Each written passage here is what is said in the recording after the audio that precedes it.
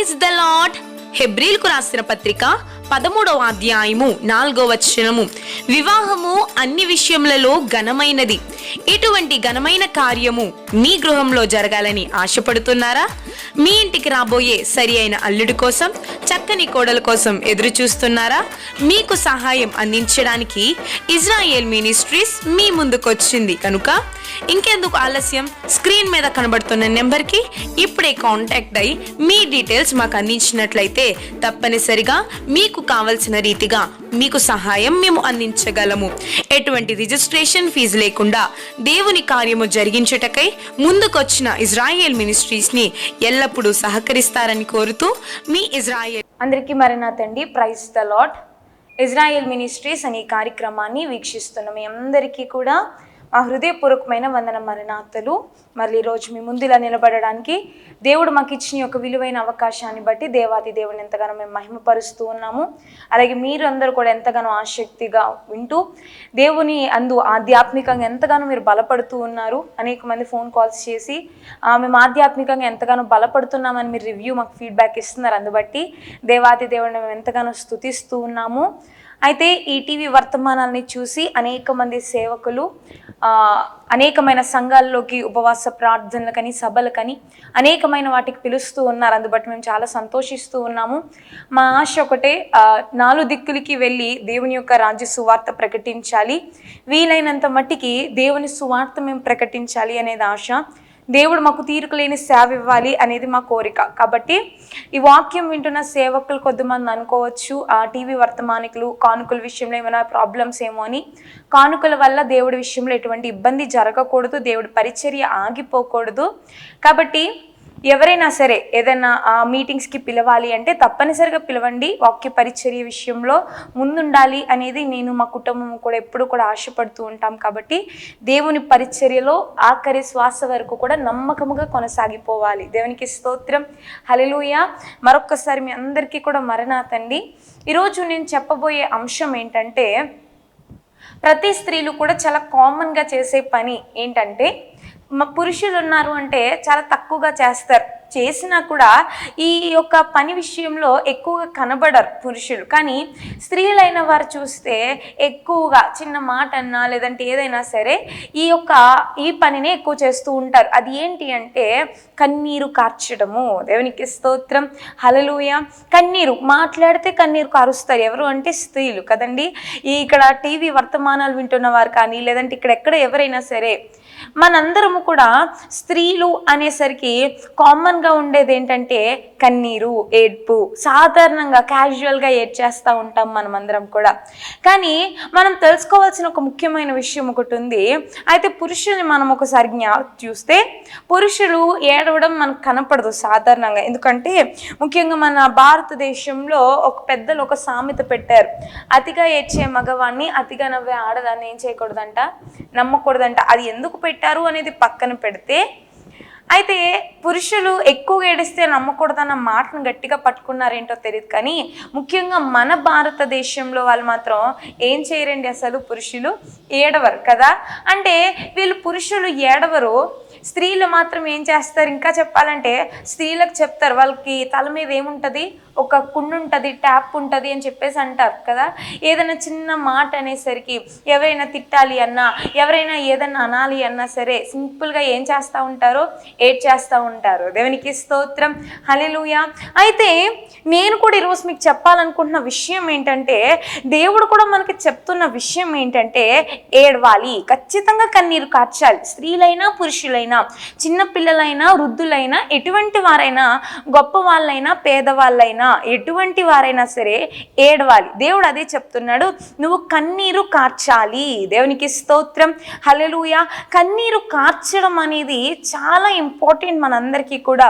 చూడండి, రోజుల్లో మనం చాలా మందిని చూస్తే ఒక సైంటిఫికల్గా ఫ్యాక్ట్ ఉంది ఏంటంటే, స్త్రీల కంటే పురుషులకి హార్ట్ అటాక్స్ ఎక్కువ వస్తాయంట.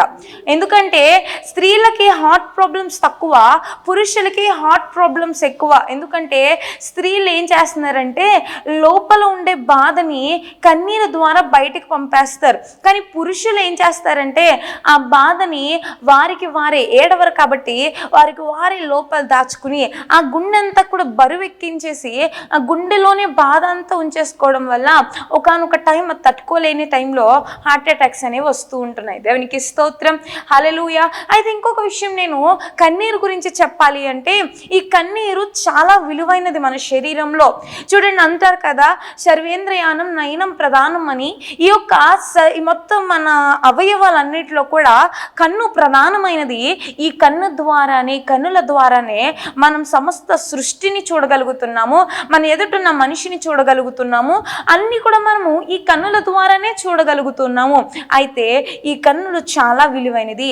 ఈ కన్నులో డస్ట్ పడితే ఆ కన్నీరు ద్వారా అది బయటకు వచ్చేస్తుంది. ఎప్పుడు కూడా మన నోరైనా ఆరిపోతుందేమో కానీ కన్ను ఎప్పుడు కూడా పొడి బారిపోయినట్టు ఉండదు. ఎందుకంటే ఆ నీరు అనేది ఎప్పటికప్పుడే పుడుతూనే ఉంటుంది. ఆ కన్నును ఎప్పుడు కూడా చెమ్మగా ఉంచుతూనే ఉంటుంది. దేవునికి స్తోత్రం, హల్లెలూయా. మీరు ఏ టైం అయినా సరే కన్ను లోపల చేయి పెట్టి చూసుకోండి, మీకు నీరు తగులుతుంది. ఆ కన్నీరు ఎప్పుడు కూడా ఏం చేస్తుంది, ఆ కన్ను అంతటిని కూడా శుభ్రపరుస్తూ ఉంటుంది. దేవునికి స్తోత్రం, హల్లెలూయా. ఇంకొక ఫ్యాక్ట్ ఉంది, కళ్ళంపడ మనకి కన్నీరు కారినప్పుడు మన లోపల ఉండే బాధకరమైన హార్మోన్స్, మన లోపల మనల్ని బాధ పెట్టే ఆ యొక్క బాధకరమైన సందర్భాల యొక్క సంబంధించినవి అన్నీ కూడా, ఆ చెడు హార్మోన్స్ అన్నీ కూడా, మనల్ని బాధ పెట్టే హార్మోన్స్ అన్నీ కూడా కన్నీళ్ళ ద్వారా బయటకు వచ్చేయడం స్టార్ట్ చేస్తాయి. దేవునికి స్తోత్రం, హల్లెలూయా. ఒకసారి గమనించండి, మనం పుట్టినప్పటి నుంచి ఇప్పటిదాకా, ఈ క్షణము దాకా మనల్ని ఎన్నో సందర్భాలు బాధ పెట్టినవి ఉంటాయి. ఎందరో మనుషులు మనల్ని బాధ పెట్టిన వారు ఉంటారు. ఎన్నో విషయాలను బట్టి మనం చింతించిన సమయాలు ఉంటాయి. ఎన్నో విషయాలను బట్టి ఇంకా నేను బ్రతకను, నా బ్రతుకు ఎందుకు అన్న విషయాలు చాలా ఉంటాయి. కానీ మరలా ఈరోజు మరలా బ్రతుకుతున్నామంటే, మరలా ఈరోజు ఆ మనుషులతో బాగానే మాట్లాడుతున్నామంటే, మరలా ఈరోజు ఏదో హ్యాపీగా జీవితం వెళ్ళిపోతుందంటే ఆ బాధ మనలో నుండి వెళ్ళిపోయింది కాబట్టి. దేవునికి స్తోత్రం, హల్లెలూయా. ఎక్కడో చిన్న బాధ ఉంటుంది కానీ మ్యాక్సిమం బాధ అంతా కూడా వెళ్ళిపోతుంది కాబట్టి, ఎప్పటికప్పుడు వెళ్ళిపోతుంది కాబట్టి మనం ఈరోజు హ్యాపీగా ఉండగలుగుతున్నాం. అయితే ఈ కన్నీరు చాలా శరీరంలో చాలా ముఖ్యమైన పాత్ర పోషిస్తుంది. మన కంటిని శుభ్రంగా ఉంచడం కానీ, లోపల మనకి సంబంధించిన బాధ పెట్టే హార్మోన్స్ని ఆ కన్నీరు ద్వారా బయటికి పంపించడంలో కానీ, లేదంటే ఎప్పటికప్పుడు మన కన్నిని శుభ్రంగా ఉంచడంలో కానీ, ఇలా నెంబర్ ఆఫ్ రోల్స్ని ప్లే చేస్తుంది ఏంటంటే కన్నీరు. దేవునికి స్తోత్రం, హల్లెలూయా. అయితే ఈరోజు నేను చెప్పే మాట ఏంటంటే, నేను యేసు ప్రభు వారు చెప్తున్న మాట ఏంటంటే, నీ కన్నీరు చాలా విలువైనది. నీవు కన్నీరు కార్చాలి, నువ్వు ఏడవాలి. ఖచ్చితంగా ఏడుపు అనేది ఖచ్చితంగా రావాలి. ఈరోజు వర్తమానం వింటున్న మీరు కూడా నేను ఏడవను అనడం కాదు, కానీ ఏడవాలి, ఏడవాలి ఖచ్చితంగా. నీకున్న బాధను బట్టి ఏడవాలి, నీకున్న బలహీనతను బట్టి ఏడవాలి, నీకున్న సమస్యను బట్టి ఏడవాలి, నీకున్న కుటుంబ బాధ్యతలను బట్టి, ఆర్థిక సమస్యల్ని బట్టి, నీవు చింతిస్తున్న చింతల్ని బట్టి, లేదంటే నీకు సమస్య వెనుక సమస్యను బట్టి, ప్రతి దాన్ని బట్టి కూడా యేసు ప్రభువు చెప్తున్నమాట, నీవు కన్నీరు కార్చాలి. దేవునికి స్తోత్రం, హల్లెలూయా. అయితే రోజు నా ప్రశ్న, నీవు కన్నీరు ఎక్కడ కారుస్తున్నావు? కన్నీరు కార్చాలి అని చెప్తున్నాం కరెక్టే, కానీ నీవు కన్నీరు కార్చే స్థలమును బట్టి కూడా నీకు రిజల్ట్ వస్తుంది ఖచ్చితంగా. కాబట్టి నీవు కన్నీరు ఎక్కడ కారుస్తున్నావు? కన్నీరు కార్చేస్తున్నాను అనడం గొప్ప కాదు, కానీ నీవు ఎక్కడ చెప్పుకుంటున్నావు? నీ మొర వినే చోట చెప్పుకుంటున్నావా? నీ కన్నీరుకి సొల్యూషన్ వచ్చే చోట నువ్వు కన్నీరు కారుస్తున్నావా, లేకపోతే అనవసరమైన చోట్ల కారుస్తున్నావా? నీ కన్నీరుకి విలువ కట్టే చోట నువ్వు కారుస్తున్నావా, లేదంటే నీ కన్నీరు విలువ తీసేసే చోట నువ్వు కన్నీరు కారుస్తున్నావా? నిన్ను నీవు ప్రశ్నించుకోవాలి. నీ కన్నీరు దేవుడికి అవసరమై ఉంది, నీ కన్నీరు కార్చాలి అని దేవుడు చెప్తూ ఉన్నాడు. అయితే ఈ మాటలు వింటున్న నీవు ప్రశ్నించుకోవాల్సింది, నీవు నీ విలువైన కన్నీరు, నీ బాధని పోగొట్టే కన్నీరు, నీ శరీరంలో ఒక అవయవాన్ని శుభ్రం చేసే కన్నీరు, మరి నువ్వు ఎక్కడ కారుస్తున్నావు? నువ్వు ఎక్కడ చిందిస్తున్నావు? నీ కన్నీరు ఎక్కడ కారుస్తుంది? నీ కన్నీరికి దేవుడు నీ కన్నీరికి ఈ లోకంలో విలువ దొరుకుతుందా దొరకట్లేదా అనేది ఈరోజు నిన్ను నువ్వే ప్రశ్నించుకోవాలి. దేవునికి స్తోత్రం, హల్లెలూయా. అయితే నేను మీకు ఒక చిన్న ఉపమానం చెప్తాను చూడండి. ఒకరోజు ఒక కొడుకు తన తండ్రి దగ్గరికి వచ్చి చెప్పాడంట, అడుగుతున్నాడంట, నాన్న ఈ లోకంలో విలువైనది ఎలా తెలుస్తుంది మనకి, విలువైనది ఏంటి అసలు అని చెప్పేసి అడిగాడట. వాళ్ళ డాడీ వెంటనే విలువైనదా అని చెప్పేసి, సరే నాన్న ఇలా మాటలతో చెప్పామనుకోండి పిల్లలకి ఇంకో 10 ప్రశ్నలు అడుగుతారు. అదే ఏదైనా ఎగ్జాంపుల్ అని చెప్పి చూపించామనుకోండి దాన్ని అర్థం చేసుకునే విధానంలో ఉంటారు. ఏదైనా సరే పెద్దవాళ్ళైనా చిన్నవాళ్ళైనా మాటలతో చెప్పేదానికంటే మన మెమరీ ఇమేజ్ని ఎక్కువగా స్టోర్ చేసుకుంటుంది, ఇమేజ్ని ఎక్కువగా అడాప్ట్ చేసుకుంటుంది. కాబట్టి ఇతను ఏం చేయాలనుకున్నాడంటే తన కొడుకుకి అర్థమయ్యే రీతిగా ఒక పిక్చరైజ్డ్ రూపంలో చూపించాలి, ఒక ప్రాక్టికల్గా చూపించాలి అని ఆశపడ్డాడు. అయితే సరే నాన్న ఈ లోకంలో నీకు విలువైనది ఎలా ఉంటుందో నేను నీకు చూపిస్తాను అని చెప్పేసి తన కొడుకుకి ఏం చేశాడంటే బీర్వాలో నుండి ఒక రాయిని తీసి ఇచ్చి చెప్పిన మాట ఏంటంటే, నాన్న నువ్వు వెళ్ళి మన మార్కెట్ జరుగుతుంది కదా, ఆ మార్కెట్లో ఆ సంతలోకి వెళ్ళి ఈ రాయిని కింద పెట్టు, అయితే అక్కడ ఎవరు ఎంత కడుగుతున్నారో నాకు వచ్చి చెప్పు, కానీ గుర్తుపెట్టుకో ఎవరు ఎంత కడిగినా సరే ఈ రాయిని మాత్రం నువ్వు అమ్మకూడదు అని చెప్పాడు. సరే మా డాడీ ఎందుకో చెప్తున్నారని తను కూడా బాబు కూడా ఇంట్రెస్టింగ్గా సైకిల్ వేసుకుని ఆ రాయిని పట్టుకుని చిన్న కర్చీఫ్ పట్టుకుని వెళ్ళిపోయాడు. ఆ కర్చీఫ్ కింద వేసి దానిపైన ఒక రాయి వేసి అక్కడ కూర్చున్నాడు. ఆ మార్కెట్కి వెళ్తున్న వాళ్ళు వస్తున్నారు, దాన్ని చూస్తున్నారు, అది అందంగా ఉంది, మెరుస్తుంది అని చూస్తున్నారు. అందులో 2-3 వచ్చి అడుగుతున్నారు, బాబు ఈ రాయిని నాకు ఇస్తావా, నేను నీకు 10 రూపాయలు ఇస్తాను అంటున్నారు. దేవునికి స్తోత్రం, హల్లెలూయా. ఈ బాబు మాట్లాడకపోయేసరికి సరే పోనీ ఇంకా లాస్ట్ 20 రూపాయలకి ఇస్తాను అంటున్నారు. ఈ బాబు మళ్ళీ మాట్లాడలేదు. ఇంకా అది కాదని ఒక 50 రూపాయల దాకా వెళ్ళారు, అందంగా ఉంది ఇంట్లో డెకరేషన్ పెట్టుకుందామని. అయితే ఈ బాబు మాట్లాడకపోయేసరికి ఇంకొద్దని చెప్పేసి వెళ్ళిపోయారు. మొత్తం మీద ఆ మరలా అర్థం చేసుకుని ఆ 50 రూపాయలకి అడిగారు కదా అని చెప్పి ఆ రాయిని తీసుకుని ఇంటికి వచ్చాడు. డాడీకి చెప్పాడు జరిగిందంతా. డాడీ నేను మార్కెట్కి వెళ్ళాను, మార్కెట్కి వెళ్ళిన తర్వాత ఈ రాయిని వాళ్ళు ఏం చేశారు, ఫస్ట్ 10 అడిగారు, 20 అడిగారు, 30 అడిగారు, మొత్తం మీద 50కి అడిగారు, ఇంకా వద్దు అని చెప్పేసి వెళ్ళిపోయారు. అంటే వాళ్ళ డాడీ చెప్తున్నాను, నాన్న వెరీ గుడ్, చాలా బాగా చేసావు, సరే అయితే నీకు ఇంకో చాట్ చెప్తాను, నువ్వు అక్కడికి వెళ్ళు అని చెప్పేసి ఎగ్జిబిషన్కి వెళ్ళు అని చెప్పారు. అయితే ఎగ్జిబిషన్కి వెళ్ళు, సేమ్ ఇక్కడ ఎలా చేసావో అక్కడ కూడా అలాగే కర్చీఫ్ దాని మీద రాయి పెట్టు, నువ్వు అక్కడ కూర్చో, ఎవరు ఎంత అడుగుతున్నారో చూడు, ఎవరికి మాత్రం రాయి ఇవ్వద్దు అని చెప్పేసి వాళ్ళ నాన్నగారు చెప్పారు. ఇప్పుడు అదే రీతిగా ఎగ్జిబిషన్కి వెళ్ళాడు, అక్కడ కర్చీఫ్ వేసాడు, దాని మీద రాయి పెట్టాడు, అక్కడ కూర్చుని ఉన్నాడు. అయితే వెళ్తున్న వాళ్ళు వస్తున్నారు, చూస్తున్నారు, రాయి చాలా బాగుంది బాబు, నేను నీకు 100 రూపీస్ ఇస్తాను, నువ్వు నాకు రాయి ఇస్తావా అని అడుగుతున్నారు. అయితే ఈ బాబు ఆశ్చర్యపోతున్నాడు, అక్కడ 50 రూపాయలకి అడిగారు, ఇక్కడ 100 రూపాయలకి అడుగుతున్నారు, వావ్ అని చెప్పేసి అనుకుంటున్నాడు. కానీ ఏమో అర్థం కావట్లేదు వాళ్ళ డాడీ ఏం చెప్పాలనుకుంటున్నారు. అయితే మొత్తం మీద ఇంకొంచెం చూశాడు, ఇంకో 150, ఇంకో 200, అలా మొత్తం మీద 300 దాకా వెళ్ళారు. ఇంకెవరు అడగట్లేదు. మళ్ళీ ఇంటికి వచ్చేసి జరిగిందంతా చెప్పాడు. డాడీ 300 దాకా వెళ్ళారు అంటే, సరే నాన్న ఇప్పుడు కూడా చాలా బాగా చేసావని చెప్పి అలా 2-3 చోట్లకి పంపించాడు. 2-3 చోట్లకి పంపించిన తర్వాత దాని విలువ మారుతూ వచ్చింది. ఒక చోటన 1000 రూపాయలు అడిగారు, ఇంకో చోటన 2000, 3000 దాకా వెళ్ళారు. ఇంకా అడగట్లేదు. ఇప్పుడు లాస్ట్కి వచ్చేసరికి ఈ యొక్క బాబుని ఏం చెప్పారంటే వాళ్ళ డాడీ, నాన్న నువ్వు వెళ్ళి, అలా వాళ్ళ నాన్నగారు 2-3 చోట్లకి పంపించారు. ఇంకా ఆఖరిసరికి వచ్చేసరికి వాళ్ళ నాన్నగారు ఏం చెప్పారంటే, బాబు నువ్వు వెంటనే మ్యూజియం దగ్గరికి రాయి పట్టుకెళ్ళి మ్యూజియం బయట ఈ యొక్క రాయిని సేమ్ ముందు ఎలా అయితే ఉంచావో అదే రీతిగా కర్చీఫ్ వెయ్యి, దాని మీద రాయి పెట్టు అని చెప్పేసి వాళ్ళ నాన్నగారు చెప్పారు. చెప్పినప్పుడు సరే ఎందుకు అని చెప్పేసి మ్యూజియం దగ్గరికి వెళ్ళాడు. ఆ రాయి బయట కూర్చుని ఆ రాయి కర్చీఫ్ వేసి రాయి దాని మీద పెట్టి అలా కూర్చున్నాడు. మ్యూజియం నుంచి వస్తున్నారు, వెళ్తున్నారు, పెద్దలందరూ వస్తున్నారు. మొత్తం మీద వచ్చిన వాళ్ళు చెప్తున్నారు, అడుగుతున్నారు, బాబు ఈ రాయి నాకు ఇస్తావా, నేను నీకు 1 lakh రూపీస్ ఇస్తాను. దేవునికి స్తోత్రం, హల్లెలూయా. నిజంగా బాబు షాక్ అయిపోయాడు. ఆ రాయిని పట్టుకుని ఇంటికి వచ్చేసాడు. ఇంటికి వచ్చిన తర్వాత వాళ్ళ డాడీకి చెప్పాడు. చెప్పిన తర్వాత వాళ్ళ డాడీ చెప్తున్న మాట ఏంటంటే, చూసావా నాన్న, ఇప్పుడు అమ్ముతున్న వ్యక్తి మారలేదు, అదే చిన్న బాబే అమ్మాడు. ఫస్ట్ మార్కెట్కి అదే బాబు వెళ్ళాడు, తర్వాత ఎగ్జిబిషన్కి అదే మార్కెట్ వెళ్ళాడు, అదే బాబు వెళ్ళాడు, ఇంకో 2-3 చోట్లకి అదే బాబు వెళ్ళాడు. ఇప్పుడు మ్యూజియం దగ్గరికి కూడా ఇదే బాబు వెళ్ళాడు. రాయి ఏమైనా మారిందంటే రాయి కూడా ఏమీ మారలేదు, కలర్ ఏమీ మారలేదు, సైజ్ ఏమీ మారలేదు, షేప్స్ ఏమీ మారలేదు. మార్కెట్కి రాయి పట్టుకెళ్ళాడు, మ్యూజియంకి కూడా అదే రాయి పట్టుకెళ్ళాడు. కానీ మనం గమనిస్తే మార్కెట్ దగ్గరికి వెళ్ళినప్పుడు రూపాయలు ఇచ్చారు, ఇప్పుడు ఎగ్జిబిషన్ దగ్గరికి వస్తే 100 ఇచ్చారు, ఇంకో చోటుకి వెళ్తే 1000 ఇచ్చారు, కానీ మ్యూజియం దగ్గరకు వచ్చేసరికి లక్షలు ఇస్తానన్నారు. దేవునికి స్తోత్రం, హల్లెలూయా. రాయి మారలేదు, అమ్మే వాళ్ళు మారలేదు, ఎటువంటి మార్పు రాలేదు, కానీ ఆ ప్లేస్ ని బట్టి ఆ రాయి విలువ పెరిగిపోవడం స్టార్ట్ అయిపోయింది. దేవునికి స్తోత్రం, హల్లెలూయా. ఈరోజు నేను మీకు చెప్పాలనుకుంటున్న విషయం ఇదే. ఈరోజు నీవు కన్నీరు చాలా విలువైనది. ఆ కన్నీరు విలువ తెలిసిన వారి దగ్గర నువ్వు కన్నీరు కార్చాలి తప్ప ఊర్లో ఉన్న వాళ్ళందరి దగ్గర నువ్వు కన్నీరు కార్చావనుకోండి, ఎప్పుడు ఏడుపు కొట్టిదే అంటారు, ఎప్పుడు ఏడుపు మొహమే అని నిన్నే ఏలాకోలంగా మాట్లాడతారు.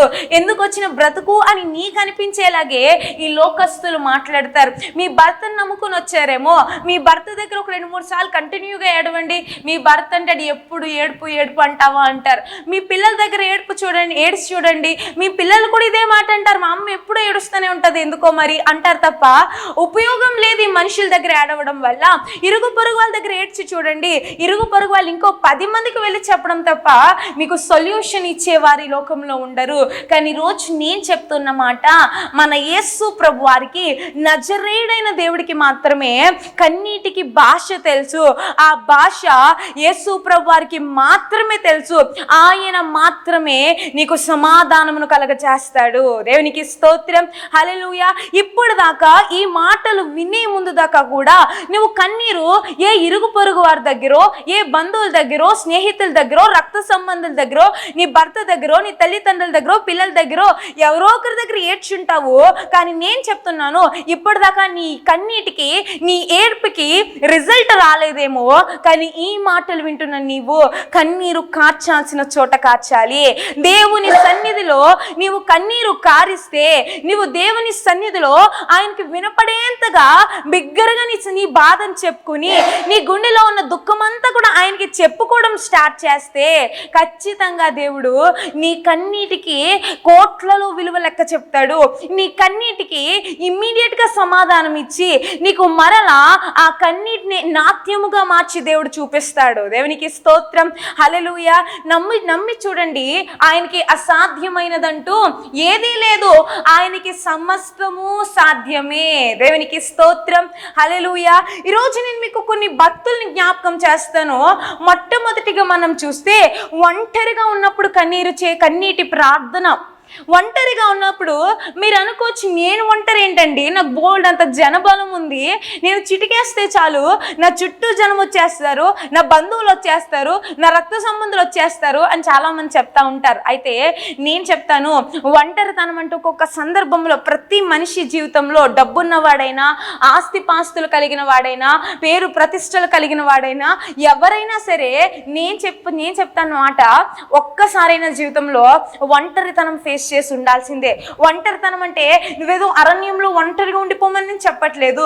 ఒంటరితనం అంటే ఏదో రూమ్ లో ఒక్కదాని ఉండిపోయి ఒక్కడివే ఉండిపోమని నేను చెప్పట్లేదు. కానీ ఒంటరితనము అంటే అర్థం ఏంటంటే, చుట్టూ అందరూ ఉంటారు, మనకు కావాల్సిన వాళ్ళు ఉంటారు, మనల్ని ప్రేమించే వాళ్ళు ఉంటారు, కానీ మనం బాధ చెప్పుకోవడానికి ఎవ్వరూ ఉండరు. ఆ సమయంలో అందరూ ఉంటారు, కానీ ఎవరికి మనం బాధ చెప్పుకోలేము, ఎవరు మనకి సొల్యూషన్ ఇవ్వలేరు. ఎవరితో కూడా మనం క్లియర్గా ఇది నా సమస్య అని చెప్పుకోలేము. ఎవరు కూడా నన్ను అర్థం చేసుకుంటారన్న భరోసా మనకి రాదు. చూసారా, అది ఒంటరితనము. చుట్టూ అందరూ ఉన్నా కూడా మనం చెప్పుకోలేని సమస్యలు చాలా ఉంటాయి. ఒంటరితనము, ఎవరికి చెప్పుకోవాలో తెలియక ఎంతమంది జనాలు ఉన్నా సరే ఏదో తెలియని ఒంటరితనం మనకు కనిపిస్తూ ఉంటుంది. దేవునికి స్తోత్రం, హల్లెలూయా. అదే చెప్తున్నాను, ఒంటరిగా ఉన్నారేమో, ఒంటరితనంలో ఉన్నారేమో. ఈరోజు కూడా చుట్టూ అందరూ ఉన్నా, మీ కుటుంబస్తులందరూ ఉన్నా సరే ఏదో తెలియని బాధలో ఒంటరితనంగా మీరు ఫీల్ అవుతున్నారేమో. దేవుడు చెప్తున్నాడు, నీ ఒంటరితనంలో కన్నీరు కాచి చూడు. నీ ఒంటరి స్థితిలో దేవా నన్ను చూడు అని, దేవా నా బాధ విను అని నీ ఒంటరిగా ఉన్నప్పుడు నీవు కన్నీరు కాచి చూడు. మన తండ్రి నీ సమస్యను చూస్తాడు, మన తండ్రి నీ బాధకి పరిష్కారం ఇస్తాడు. దేవునికి స్తోత్రం, హల్లెలూయా. ఒంటరిగా ఉన్నప్పుడు ఏడ్చిందండి హాగరమ్మ గారు. ఎవరున్నారు? తను నమ్ముకుని వచ్చిన సారమ్మ గారు చేయి విడిచిపెట్టేసింది. తనకు కావాలి అనుకున్న అబ్రాహాము గారు చేయి విడిచిపెట్టారు. అందరూ చేయి విడిచిపెట్టేశారు. హాగరమ్మ గారు తన కొడుకైన ఇష్మాయేలు మాత్రమే ఉన్నారు. నీళ్ళు అయిపోయినాయి, ఇంకా చనిపోయే పరిస్థితి. కొడుకు చనిపోయేలా ఉన్నాడు, ఇంకా ఈమె కూడా 2 అడుగులు వేసేలా లేదు. పరిస్థితి ఏంటి అసలు? ఎలాగ అసలు ఈ యొక్క అరణ్యంలో నేను ఎవరితో చెప్పుకోవాలి నా బాధ? ఎవరు నన్ను చూసే వాళ్ళు ఉన్నారు అన్న సమయంలో హాగరమ్మని చూస్తున్నాడు మన దేవుడు. అందుకే పేరు పెట్టింది హాగరమ్మ గారు ఏమని? చూచుచున్న దేవా. దేవునికి స్తోత్రం, హల్లెలూయా. మీరు నమ్ముతున్నారో లేదో తెలియదు, కానీ నేనైతే చాలా గట్టిగా నమ్ముతాను. మా సంఘంలో కూడా నేను అందరికీ చెప్తాను, మన దేవుడు ఎల్లప్పుడూ చూస్తున్నాడు. అందుకే దేవుడు చెప్తాడు కదా, ఇజ్రాయేలీల దేవుడు కునుకడు నిద్రపోడు, ఆయనకి కొంచెం కూడా కునుపుబాటు కూడా రాదు. కంటిన్యూగా నిన్ను నన్ను చూస్తూనే ఉన్నాడు. చాలా మంది అనుకుంటారు వాళ్ళు చూడలేదు వీళ్ళు చూడలేదు, నాకు ఇష్టమైన చేసేయచ్చు, లేదంటే నేను అలా ఉండొచ్చు ఇలా ఉండొచ్చు. గుర్తుపెట్టుకోండి, మనల్ని కలిగించిన దేవుడు సమస్త సమయమునందు కూడా ఎక్కడెక్కడ ఏం జరుగుతున్నా కూడా మనల్ని చూస్తూనే ఉంటాడు. దేవునికి స్తోత్రం, హల్లెలూయా. మరి ముఖ్యంగా అందరిలాగా మనల్ని పై రూపం చూసే దేవుడు కాదు, హృదయ అంతరంగాలు చూసే దేవుడు. నువ్వేం ఆలోచిస్తున్నావు, నీ హృదయంలో ఏది రన్ అవుతుంది అనేది ఆయనకి తెలుసు. కాబట్టి ఆయన్ని మోసం చేయాలా అనుకోవడం మూర్ఖత్వం లాంటిది. కాబట్టి ఎవరు ఆయన్ని మోసం చేయలేము. అందుకే హాగరమ్మ గారు గమనించిన విషయం ఏంటంటే, అయ్యా నువ్వు చూచుచున్న దేవుడివి, నా భర్త నా చేయి విడిచిపెట్టాడు, నేను నమ్ముకుని వచ్చిన సారమ్మ నా చేయి విడిచిపెట్టింది, నా బంధువులు నా చేయి విడిచిపెట్టారు, ఉన్న వాళ్ళందరూ నా చేయి విడిచిపెట్టారు, ఎవ్వరు నాకు ఒక్కరు కూడా తోడు రాలేదు, ఒంటరిగా నేను నిలబడ్డాను. ఈ సమయంలో నా పక్షాన ఉండింది నీవే అని బెర్షెబా అరణ్యంలో ఆమె కన్నీరు కారుస్తూ దేవుడికి పెట్టిన మొరని దేవుడు చూసి వెంటనే ఏం చేశాడు? ఆ అరణ్యంలోనే నీటి బుగ్గని పుట్టించడం స్టార్ట్ చేశాడు. దేవునికి స్తోత్రం, హల్లెలూయా. దేవునికి అసాధ్యమైనదంటూ ఏదీ లేదు. ఆయనకి సమస్తమును సాధ్యమే. 5 రోజుల్లో సమస్త సృష్టిని కేవలం నోటి మాటతో కలగజేసిన దేవుడు, నిన్ను నన్ను తన స్వరూప్యమందు తన చేతులతో తన జీవమును పోసి దేవుడు కలగచేసిన దేవుడు. ఆయనకి అసాధ్యమైనదంటూ ఏదీ లేదు. ఈరోజు నీవు ఒంటరిగా ఉన్నావేమో, ఒంటరి సిచ్యువేషన్లో ఎవరికి చెప్పుకోవాలి బాధ, ఏం చేయాలి ఈ సమస్య అని కృంగిపోతున్నావేమో, దేవుడు చెప్తున్నాడు, నీ విలువైన కన్నీరు ఆయన దగ్గర కార్చి చూడు. నీ కన్నీరుని బట్టి దేవుడు నెక్స్ట్ సెకండ్ సొల్యూషన్ ఇస్తాడు. నీ కన్నీటిని నాట్యంగా మార్చి ఒక గొప్ప రిజల్ట్ ని దేవుడు కలగ చేస్తాడు. దేవునికి స్తోత్రం, హల్లెలూయా. మళ్ళా మనం చూసినట్లయితే దావీదు గారి విషయం మనం చూస్తే, దావీదు గారు పుట్టిక కూడా రహస్యంగానే ఉంది. తల్లి తప్ప, తల్లి కూడా తప్పకుంది నాకు తెలిసి, ఎందుకంటే ఆమె కనాలి కాబట్టి ఆవిడ ఉన్నది తప్ప కన్న తండ్రి లేడు, సహోదరులు లేరు, ఆ యొక్క అధికారులు లేరు, పెద్దలు లేరు, కనీసం మంత్రసానులు కూడా లేరు, ఎవ్వరూ లేరు. దావీదు గారు పుట్టిక ఒక రహస్యమే అయినప్పటికీ కూడా దావీదు గారు పెరగడము ఒక ఏదో ఒంటరితనమే పెరిగాడు. తన అన్నలతో ఆడుకోవడం లేదు, తన తల్లిదండ్రులతో ముచ్చట్లు చెప్పుకోవడం లేదు, పెద్దవాళ్ళ దగ్గర సరదాగా కబుర్లు చెప్పుకోవడం లేదు, అమ్మమ్మ తాతయ్య నానమ్మలని ఏమీ లేవు.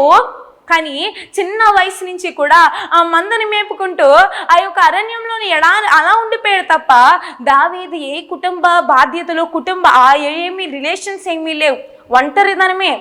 ఎప్పుడు కూడా మందల మధ్యలో అలా ఉంటమే తప్ప ఆయన ఒంటరితనమే. చిన్న వయసు నుంచి కూడా ఒంటరితనమే. ఆ ఒంటరితనంలో ఎన్నిసార్లు కన్నీరు కార్చుంటాడు, ఎన్నిసార్లు దేవా ఏంటి పరిస్థితి, ఎందుకు నన్ను పుట్టించావని అడుగుని ఉండొచ్చు, లేదంటే ఎందుకో నా తల్లిదండ్రులకి నేనంటే ఇష్టం లేదని ఎన్నిసార్లు కన్నీరు కార్చుండొచ్చు, తన సహోదరులు తను ఎందుకు ద్వేషిస్తున్నారు, తన తండ్రి తను ఎందుకు ఇంత దూరం, ఎన్నిసార్లు ఏడ్చుండొచ్చు. కానీ ఆ ప్రతి ఏడ్పుని దేవుడు చూశాడు కనుకనే, ఆ ప్రతి కన్నీర్ని దేవుడు చూశాడు కనుకనే తన సహోదరులందరికంటే కూడా, తన తండ్రి ఇచ్చే ఆస్తిపాస్తుల కంటే, ఇరుగు పొరుగు వాళ్ళ పేరు కంటే, సమస్తము అన్ని కంటే కూడా దేవుడు ఏం చేశాడు? దావీదు యొక్క కన్నీటిని చూసి, దావీదు గారి యొక్క స్తుతుల్ని చూసి ఏకంగా మహారాజుగా చేసేసారు. దేవునికి స్తోత్రం, హల్లెలూయా. యెషీ ముద్దు నుండి దేవుడు మరలా చిగురు పుట్టించడం స్టార్ట్ చేశాడు, మరలా రాజుల్ని పుట్టించడం స్టార్ట్ చేశాడు. ఆయన రాకకై దావీదుని రాజుగా ఎంచుకోవడం స్టార్ట్ చేసేసాడు. దేవునికి స్తోత్రం, హల్లెలూయా. ఈరోజు నేను చెప్తున్న మాట, ఒంటరితనం అని బాధపడవద్దు. నువ్వు పెంట కుప్పల మీద పడి ఉన్నా సరే మన దేవుడు నిన్ను నన్ను కూడా లేవనెత్తి ఉన్నతమైన స్థితిలో నిలబెట్టగలిగిన సమర్థ్యుడు మన దేవుడు. హల్లెలూయా. యోసేపు గారు చూడండి, పాపం అసలు ఆయన ఏం తప్పు చేశారు? అన్నలు తన చెయ్యి విడిచిపెట్టేశారు, అందరూ కూడా విడిచిపెట్టి అమ్మి వేశారు, అన్యులకు అమ్మి వేశారు, అన్య దేశంలోకి వచ్చేసారు. అయినప్పటికీ కూడా యోసేపు గారు ఒంటరితనం, పోన్లే ఏదో లైఫ్ అలా సెటిల్ అవుతుంది కదా, అలా వెళ్తుంది కదా, మంచి పనివాడిగా అనుకుంటే యోసేపు గారి మీద నింద పడిపోయింది. ఇప్పుడు చెరసాలలో ఉన్నారు. యోసేపు గారు కన్నీరు కార్చారు కదా, యోసేపు గారు కూడా ఎన్నిసార్లు ఏడ్చుంటారు. యోసేపు గారు కూడా ఏంటయ్యా నా పరిస్థితి, ఇచ్చిన దర్శనం ఏంటి, ఇక్కడ జరుగుతున్న క్రియలేంటి, అసలు నేను చెరసాలలో ఉండడం ఏంటి, పాపానికి దూరంగా పారిపోవడమా నా తప్పు అని ఎన్నిసార్లు ఆయనలో ఆయన బాధపడి ఉంటారు, ఎన్నిసార్లు కన్నీరు కార్చుంటారు. కానీ ఆ కన్నీరుని చూసిన దేవుడే, ఆ విశ్వాసమును చూసిన దేవుడే ఏం చేశాడు చెప్పండి? ఇప్పుడు యోసేపు గారిని ప్రధానమంత్రిగా నిలబెట్టేశాడు. దేవునికి స్తోత్రం, హల్లెలూయా. ఎక్కడైతే తలదించుకుని వెళ్ళాడో, ఎక్కడైతే ఇతను మంచివాడు కాదు అని నిందపడిందో, ఎక్కడైతే ఇతను అవమానింపబడ్డాడో, అదే స్థానంలో రాజు అతనికి మొత్తం బాధ్యతను అప్పగించి, మొత్తం దేశం మీదే సకల బాధ్యతను అప్పగించి నీకు నచ్చినట్టు చేసుకో అని చెప్పి యోసేపు గారికి మొత్తం పవర్ ఇచ్చేసారు. గల కారణం ఏంటో తెలుసా? యోసేపు గారి కన్నీటి ప్రార్థన. దేవునికి స్తోత్రం, హల్లెలూయా. ఈరోజు నీవు కూడా ఒంటరిగా ఉన్నావేమో. యాకోబు గారు ఒంటరి స్థితిలోనే ఉన్నారు. తన అన్న చంపేయడానికి వస్తున్నప్పుడు, తను పశ్చాత్తాప పడినప్పుడు, తను చేసిన తప్పేంటో తను తెలుసుకున్నప్పుడు, ఈ యాకోబు గారు కూడా చేసిన పని ఏంటో తెలుసా? ఒంటరిగా నన్ను విడిచిపెట్టే నేను అందరినీ పంపేసి కన్నీరు కార్చడం స్టార్ట్ చేశాడు. దేవునికి స్తోత్రం, హల్లెలూయా. అంగలార్చడం మొదలు పెట్టాడు. కన్నీరు కారుస్తూ ఉండగా దేవుడు ఏం చేశాడు? చంపేద్దామని మంచి కోపంగా వస్తున్నా 400 మందిని వేసుకుని వచ్చేస్తున్నారు ఒక్క యాకోబుని చంపడానికి. అంత కోపంగా వస్తున్న యాసవు మనసును మార్చి తమ్ముడి మీద ప్రేమను పుట్టించి హత్తుకునేలా చేశాడు దేవుడు. దేవునికి స్తోత్రం, హల్లెలూయా. ఈరోజు ఒంటరి స్థితే, నువ్వు ఒంటరిగా ఉన్నావేమో. దేవుడు చెప్తున్నాడు, ఒంటరి వాడిని 1000 మందిగా దేవుడు చేస్తాడు. ఒంటరి వాడిని నేనేం చెయ్యలేను, నేనేం సాధించలేను అనుకుంటున్నారేమో. కానీ దేవుడు చెప్తాడు, దేవుడు నీ పక్షాన ఉన్నాడు. దేవుడు చెప్తాడు కదా, బలవంతుల్ని సిగ్గుపరచడానికి బలహీనల్ని వాడుకుంటాడు, గొప్పవారిని సిగ్గుపరచడానికి ఎన్నిక లేని వారిని వాడుకుంటాడు దేవుడు. అంతే, గొప్ప వారిని నేను జ్ఞానవంతుడిని అనుకోవడానికి లేదు. అటువంటి వారందరినీ సిగ్గుపరచడానికి ఏ యోగ్యత లేని వారిని దేవుడు వాడుకోవడం స్టార్ట్ చేస్తాడు. దేవునికి స్తోత్రం, హల్లెలూయా. ఈరోజు ఈ మాట వింటున్న నీకు చెప్తున్నాను, నీ కుటుంబ పరిస్థితులను ఒంటరిగా ఉండుండొచ్చు, లేదంటే ఇంకా అనేకమైన విషయాల్లో ఒంటరి తనమును ఫీల్ అవుతూ ఉండుండొచ్చు, ఒంటరి తనమే నీ జీవితం అంతా ఉండుండొచ్చు. కానీ దేవుడు చెప్తున్నాడు, కన్నీరు కార్చు. ఒక్కసారి నీ కన్నీరు కార్చి దేవుని దగ్గర, అయ్యా నా పరిస్థితి ఇది, అయ్యా నేను ఒంటరిగా ఉన్నాను, ఇప్పుడు ఏంటి నాది అని చెప్పి నువ్వు ప్రశ్నిస్తే, దేవుడికి నీ బాధ చెప్పుకుంటే, దేవుడికి నువ్వున్న సిచ్యువేషన్ క్లియర్గా ఎక్స్ప్లెయిన్ చేస్తే, తప్పనిసరిగా మరొక క్షణమే నీకు నీ కన్నీటిని నాట్యంగా మార్చి గొప్ప రిజల్ట్ని దేవుడు నీకు ఇస్తాడు. దేవునికి స్తోత్రం, హల్లెలూయా. కనుక మొట్టమొదటిగా ఒంటరిగా ఉన్నప్పుడు కన్నీరు కార్చాలి. ఎప్పుడు కార్చాలండి? ఒంటరి స్థానం మనందరికీ కూడా కామన్గా ఉంటుంది లైఫ్లో. ఈ ఒంటరితనం లేదు, నాకు చాలామంది ఉన్నారు అన్న వాళ్ళు ఎవరు ఉండరు. ఒక సమయాన్ని ఎంతమంది ఉన్నా సరే మన చెయ్యి ఆటోమేటిక్గా ఒక్కొక్కసారి విదిలేస్తూ ఉంటారు. కాబట్టి ఎటువంటిదైనా సరే ఒంటరి సమయంలో ఉన్నప్పుడు మీరు చేయవలసిన పని, సాతాను గడు ఏం చేస్తాడంటే ఒంటరితనంలో ఉన్నప్పుడు రకరకాల ఆలోచనలు కల్పిస్తాడు. ఇంకెందుకు బ్రతకడం, చనిపోవచ్చు కదా, సూసైడ్ చేసుకోవచ్చు కదా, లేదంటే అలా ఉండొచ్చు కదా, ఇలా చేయొచ్చు కదా, లేదంటే ఎక్కడికైనా పారిపోయచ్చు కదా, ఏదైనా వెళ్ళిపోవచ్చు కదా, రకరకాలుగా అనిపిస్తూ ఉంటుంది. సాతాను 100 ప్రేరేపణలు కలిగిస్తాడు. అన్నీ అందంగా చూపిస్తూ ఉంటాడు. ఈ లోకాన్ని చండాలంగా, లేదంటే మనుషుని చండాలంగా, ఈ ఒంటరితనాన్ని ఇంకా రకరకాలుగా చూపిస్తూ ఉంటాడు. అయితే ఆ సమయంలో ఓర్పు కలిగి పేషెన్స్తో మీరు కామ్గా దేవుడికి కన్నీరు కార్చి చూడండి. అసలు ఒకసారి, అయ్యా నా పరిస్థితి ఇది, ఏం చేయమంటావు అని దేవుడిని అడిగితే, ఈరోజు నేను చెప్తున్నాను, గొప్ప అద్భుతాన్ని మీరు మీ జీవితంలో కనులారా చూసి మరలా మీరే సాక్ష్యం చెప్తారు. దేవునికి స్తోత్రం, హల్లెలూయా. ఒంటరి వాడే 1000 మందగును అన్నాడు. ఒంటరి వాడిని దేవుడు ఎప్పుడు విడిచిపెట్టాడు? దావీదు యుద్ధానికి ఒంటరిగానే వెళ్ళాడు. గొలియాతుని చంపడానికి ఒంటరిగా ఇజ్రాయేలు ప్రజల పక్షాన ఒక్కడు వెళ్ళాడు, కానీ ఒంటరి వాడి పక్షాన 1000 మందిగా నిలబడి దేవుడు గొప్ప జయాన్ని దావీదు గారికి ఇచ్చేసాడు. దేవునికి స్తోత్రం, హల్లెలూయా. ఒంటరి వాడే, నువ్వు ఒంటరిగానే ఉండి చూడు. ఒంటరితనం చాలా ఇంపార్టెంట్. సో ఈరోజు నువ్వు ఒంటరిగా ఉన్నావేమో, అది బాధగా ఫీల్ అవ్వదు, అది అదృష్టంగా ఫీల్ అయ్యి ఇప్పుడైనా సరే మోకరించి నువ్వు కన్నీరు కారిస్తే దేవుడు తప్పనిసరిగా ఒంటరితనాన్ని తీసివేసి ఆయన నీకు తోడున్నాను అనే ధైర్యాన్ని దేవుడు కలగ చేస్తాడు. దేవునికి స్తోత్రం, హల్లెలూయా. నా తండ్రి, ఇజ్రాయేల్ మినిస్ట్రీస్ అనే కార్యక్రమాన్ని వీక్షిస్తున్న మీ అందరికీ మా హృదయపూర్వకమైన వందన మరణాతలు. ఈ వర్తమానములు మీకు ఆశీర్వాదకరంగా ఉన్నట్లయితే మా కొరకు, మా పరిచర్య కొరకు ప్రతిదినము మీ అనుదిన ప్రార్థనలో జ్ఞాపకం చేసుకోండి. అలాగే దేవుని యొక్క ప్రేరేపణను బట్టి స్క్రీన్ మీద కనబడుతున్న నెంబర్కి ఫోన్పే కానీ గూగుల్ పే కానీ చేసి ఈ పరిచర్యను ఇంకా ముందుకు కొనసాగించాలని కోరుకుంటున్నాం. ఎందుకంటే ఇలాగే అనేకమైన వర్తమానముల ద్వారా ప్రతిరోజు మీ ముందుకు రావాలని మేము ఆశపడుతూ ఉన్నాము. అనేక మందిని బలపరచాలి అని మేము ఆశపడుతున్నాం. కనుక మీ చిన్న సహకారము ఎన్నో అనేకమైన ఆత్మల్ని రక్షించడానికి సహాయపడుతుంది.